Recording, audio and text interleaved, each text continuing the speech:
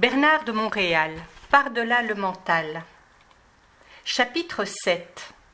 La naïveté humaine et l'esprit de masse. L'homme ne jouit d'aucune ou de peu de protection psychique sur sa propre planète. La conscience astrale engendre des illusions existentielles soutenues par des systèmes de croyances infantiles se trouvant à des lieux d'une compréhension intelligente de l'univers systémique multidimensionnel. Les faux-semblants subjectifs constituent un piège psychologique permanent qui limite son expérience mentale inférieure. Il se voit exposé aux vicissitudes de la vie du fait que son intelligence se trouve influencée de manière subliminale par les forces astrales du monde de la mort. La mort demeure inconnue et ses lois occultes cloisonnées dans le potentiel mental pur de sa conscience. Elle est connue en termes expérientiels comme un fait de la vie, mais sa réalité occulte demeure un mystère spéculatif. Les pensées sont des formes dont l'énergie varie selon leur source, et ainsi elles portent en elles la lumière ou l'obscurité dans l'expérience. Elles ont le pouvoir d'élever ou d'abaisser le niveau de conscience vers ou à l'écart de son centre réel. Afin de s'affranchir, l'homme doit être amené à réaliser, à travers son évolution personnelle, que le plan astral est un monde parallèle habité, dont l'objectif ancien et actuel est de détourner la conscience humaine du but évolutif ultime de la vie, la fusion avec le monde de lumière du mental supérieur qui s'étend à l'infini au-delà du monde de la mort. Le processus de la pensée humaine est coloré par des entités astrales ayant recours à d'infimes moyens à travers de subtiles distorsions de la réalité. Jusqu'à ce que nous apprenions à mettre un terme consciemment à leur ingérence psychique, les pensées inconscientes prendront encore un aspect personnel plutôt que de paraître telle une interférence interdimensionnelle. Le contact astral avec la psyché perpétuera l'illusion absolue du libre arbitre personnel et détournera l'ego de la réalité de son essence multidimensionnelle. Le libre arbitre n'est qu'une forme expérientielle de liberté. Il ne s'agit guère d'une liberté réelle, ce qui ne peut être atteint que lorsque le moi a pu constater que la conscience est un territoire psychique sur lequel de subtiles luttes mentales sont livrées, le mental inconscient se trouvant égaré dans la mêlée. Ceci explique les difficultés incessantes qui jalonnent le processus personnel évolutif et le terrible coût des bonheurs éphémères à travers l'histoire. En tant qu'être évolutionnaire, l'homme avec le temps n'aura d'autre option que de renoncer à son libre arbitre illusoire et à son intelligence mécanique, et de commencer à jeter les bases de sa puissance nécessaire à l'atteinte d'une réelle liberté. S'il était dans sa réalité, la vie serait autrement. La conscience serait une expression permanente et créative de son lien avec une source de pensée non astrale qu'il viendrait éventuellement à reconnaître comme son ajusteur de pensée ou son moi supérieur. La connaissance interne aurait libre cours. En raison de l'insidieuse influence astrale, l'orgueil intellectuel ou la naïveté spirituelle ont atteint de telles proportions qu'elles obstruent systématiquement sa vision interne des multiples plans de réalité qui sous-tendent son êtreté globale. Il ne lui est plus possible de concevoir l'organisation effective de son univers psychique en tant que macrocosme cosmopolitique dont il est un sujet aveugle plutôt qu'un partenaire créatif. L'homme évolue lentement et laborieusement en raison du recyclage sans fin de ses mémoires, pollué par des agents astraux qui manipulent son ingénuité. La civilisation moderne est le comble de la distraction et de la servilité globale humaine, résultant de formes d'influence subtiles exercées par des forces astrales qui induisent l'humanité à de difficiles expériences dépourvues d'intelligence. L'humanité ignore les outils appropriés et requis afin que soient repoussées ces forces qui étouffent la conscience. L'activité des forces astrales sur Terre aujourd'hui est d'une intensité telle que tout le tissu de la conscience planétaire est en voie d'être empoisonné par la domination astrale. Le style de vie américain recèle des qualités positives, du point de vue de la liberté politique, des droits de l'homme et de la reconnaissance du développement individuel. Mais ces excès astraux culminant dans le crime et la violence et en une angoisse psychique et miséreuse manifeste, sont sur le point de se propager en un syndrome planétaire. Le reste du monde suivra, mécaniquement, jusqu'à ce que la connexion psychique ait secoué l'individu et l'ait ramené à ses plus hauts sens. D'un point de vue technique, le monde ne s'est jamais si bien porté. En termes psychiques, il n'y a jamais eu une telle pénétration subliminale par les influences astrales, telle qu'on le constate dans le stress et l'infamie de la vie moderne, le syndrome de la guerre et de la paix, la dictature empoisonnée des cartels de la drogue et les contradictions innombrables dont le fanatisme religieux qui attise le feu de la guerre ou invite l'individu à soutenir des entreprises alimentées de capitaux qui tirent profit de l'innocence et de la culpabilité. Des millions d'individus sont en voie de perdre leur maigre identité à la fascination que suscite une population croissante et étincelante de héros artistiques et sportifs dont la vénération accroît le vide existentiel et l'aliénation psychique. Les fortunes immenses et hors de toute proportion, en dépit des piètres arguments qui leur portent appui, sont une insulte aux penseurs des sciences libérales et physiques dont le rôle qui consiste à soutenir et à orienter la vie est trop souvent déprécié, voire ignoré, ce qui met en cause la qualité mentale exerçant au sommet des instances dirigeantes. Toute la matière de la vie moderne est sujette à une manipulation astrale croissante qui s'affine par la décadence. Les influences astrales peuvent être constatées et mesurées par un mental ayant le pouvoir de s'instruire par lui-même en déviant de la désinformation destinée à la masse, tant manifeste que dissimulée, qui constitue l'essentiel des impressions conformes aux idées maintenues par le monde astral. En dépit du fait que les meilleures et les pires influences tentent de prendre possession de notre territoire psychique, la recherche identitaire se poursuit. Ce qui reste de l'intelligence objective créative est pitoyable, enveloppé dans l'imaginaire astral et nourri d'une soif insatiable de la domination. L'innocence de la race humaine exclut toute prétention à l'intelligence dans un sens conscient du terme. L'intelligence individualisée et non astralisée est rare en effet. Inévitablement, les aberrations globales de tout genre prennent de l'ampleur, alors que la personnalité est dupée vers l'impuissance en raison de son manque de discernement envers le réel et l'imaginaire. L'homme sensible ne peut évoluer en suivant le phare de l'humanité, mais la collectivité peut évoluer à travers lui. Il ne suffit que d'un seul homme pour effectuer un changement réel, quelle qu'en soit l'ampleur. La conscience collective, en tant que force globale, est impuissante à effectuer un changement permanent et réel. Ce n'est qu'au terme du développement de l'identité propre, par la neutralisation de l'obstruction systématique des formes pensées créatives et non astralisées, que l'individu peut croître et devenir une réelle inspiration. Le mental doit être exploré au-delà de la psyché conditionnée par la société. En dépit du fait qu'il est relié à la mémoire de la race, il se relie à des dimensions qui s'étendent au-delà de l'ego purement imaginaire et intellectuel. L'identité et la réelle liberté mentale ne peuvent être atteintes que par ceux qui ont objectivement identifié la lutte astrale. L'humanité en tant que race est une accumulation historique de distorsions psychologiques et psychiques développée par la domination d'idéologies qui détournent l'individu de lui-même.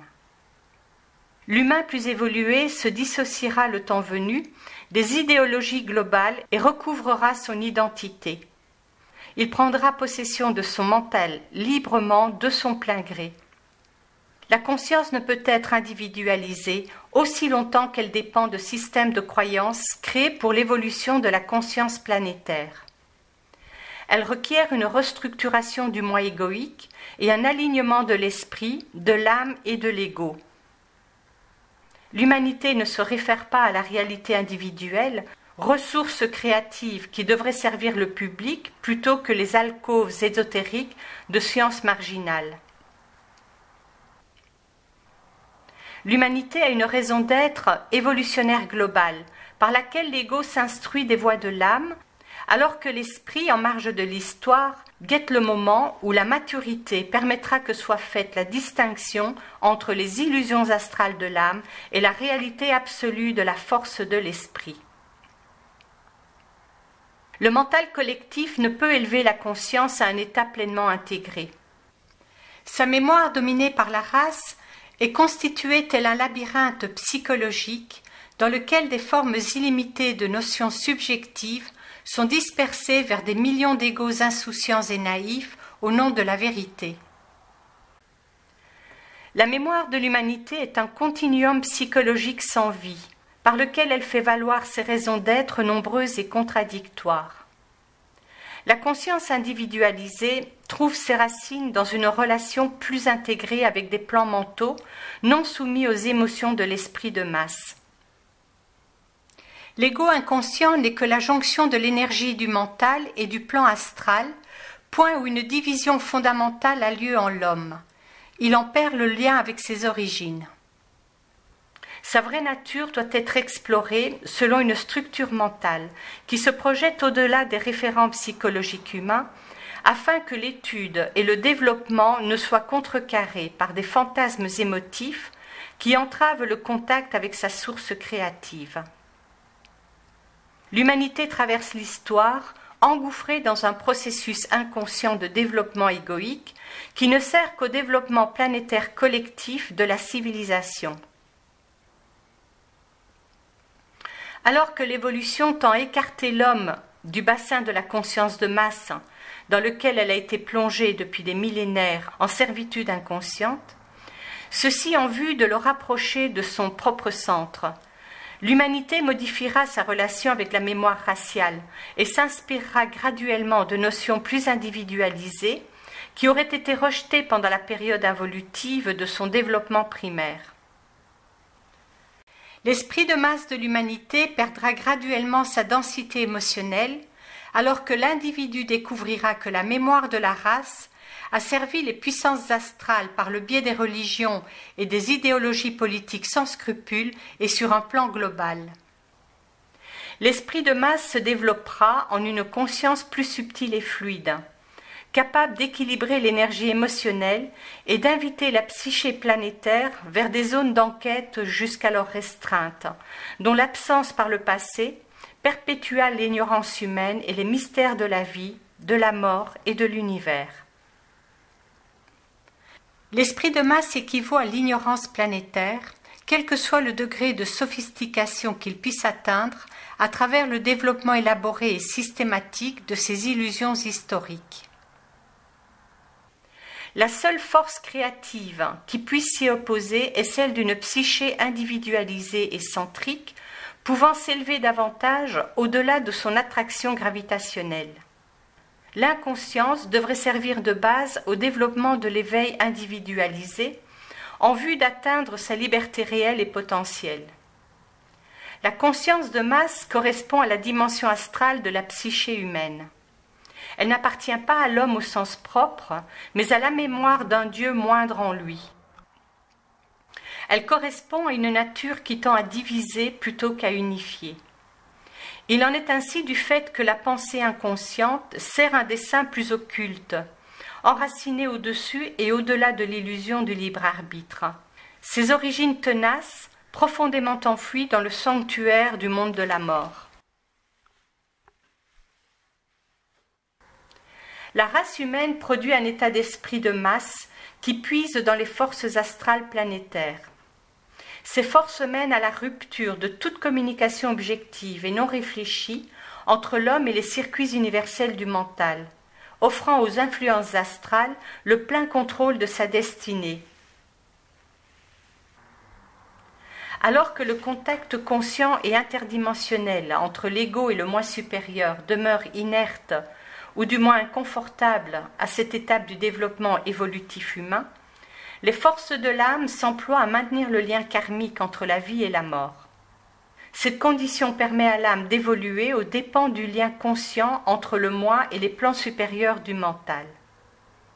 Il sera reconnu, à travers le développement évolutif conscient du mental, que le monde de la mort ne peut objectivement instruire sur la nature des mystères du fait qu'il est assujetti aux lois de l'illusion psychique qui déterminent la base de son pouvoir sur l'homme. Aucune forme de contact avec les forces désincarnées de l'âme, qu'elles soient spirituelles ou éclairées en apparence, ne peut engendrer la liberté, en raison de la constitution psychostructurelle du monde de la mort. Nous entretenons un commerce plus étroit avec la mort que nous sommes disposés à reconnaître. Et afin de dissoudre cette alliance de la peur, le mental doit être affranchi de la densité de la conscience de masse qui tisse une toile infinie de notions submentales par les liens émotifs reliant l'âme au monde astral. L'âme et la conscience de masse sont intimement liées. L'ego en voie d'évolution est confronté à l'ignorance historique de son époque, jusqu'à ce qu'un lien se soit développé entre lui, l'âme et l'esprit. La formation de cet axe est le début de la liberté par rapport à des notions chargées d'émotions, entretenues et sanctionnées par l'esprit de masse. Dès lors que l'ego se dissocie des opinions subjectives et incorpore de plus hautes formes de pensée, il se rapproche d'une zone mentale plus libre, caractéristique d'une évolution vers des plans mentaux supérieurs. Les attitudes égocentriques disparaissent graduellement, ouvrant la voie à une pensée qui s'intègre en un tout créatif. L'ego peut se libérer de la conscience de masse alors qu'il accroît son lien de pensée ou sa relation mentale avec le moi créatif. L'humanité en tant que race psychologique survit par la perpétuation de ces illusions de masse. Ses membres ont perdu contact avec la réalité interne en épousant les contours d'une collectivité qui devient homogène par sa tentative d'assurer un lien collectif vigoureux qui isole l'individu de sa conscience psychique ou interdimensionnelle. L'individualité se voit sacrifiée au culte d'une personnalité fictive. Au gré de l'évolution, l'ego se développe et se trouve de plus en plus déchiré entre les idées collectives et personnelles. Il ne reste éventuellement d'autre choix que de se dissocier de la mémoire raciale de l'esprit de masse si l'ego doit avoir une pleine mesure de la portée de son propre esprit. L'esprit de masse rattache l'esprit à une ligne de pensée historique, alors que le mental pur créatif confronte l'ego au choix et à l'épreuve difficile de la pensée libre et créative. Les questions et réponses fondamentales portant sur l'évolution personnelle, selon un cadre multidimensionnel de réalité, ne peuvent être issues de l'opinion collective. Elles doivent être recherchées sur le plan mental objectif du mental conscient. L'aigle ne se pose pas dans la rue. Le mental supérieur déploie ses ailes bien au-dessus et bien au-delà de la conscience de masse. L'humanité entretient des idées égoïstes en vue d'assurer sa survie dans les confins d'un champ de connaissances psychologiquement compatible. Peu importe qu'un tel savoir s'avère réel ou faux, ce qui importe, c'est qu'il soit crédible. Le pouvoir, qu'il soit laïque ou religieux, s'est toujours soucié de la permanence de son statut, très astral de sa nature mécanique et inconsciente. Il tente d'élargir sa base autant que possible en vue d'assurer l'approbation du mental de masse pour des raisons d'ordre purement politique.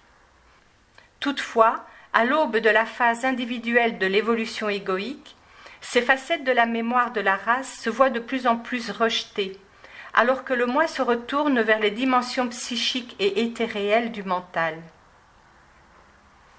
L'initiation à l'identité individuelle débute lorsqu'une opposition grandissante à l'élan créatif se fait sentir et que la réception accrue d'un savoir perturbateur de par son objectivité prend place au sein du mental évolué.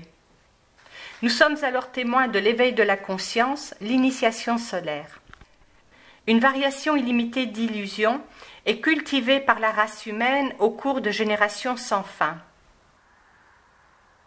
Depuis l'aube de son histoire et au cours de tout le cycle involutif, les formules ont simplement changé et sont devenues plus sophistiquées. La conscience libérale s'étant élevée contre des abus de pouvoir flagrants commis contre la décence humaine. Mais encore aujourd'hui, tout reste à faire. Un long processus évolutif se profile où l'humanité, à titre de race psychique, s'individualisera lentement en conscience. La clé de ce formidable défi repose en l'homme lui-même. Le nouveau siècle donnera naissance à des concepts révolutionnaires qui poussent l'intelligence au-delà des barrières traditionnelles. Le XXe siècle a donné lieu à une révolution démocratique et scientifique.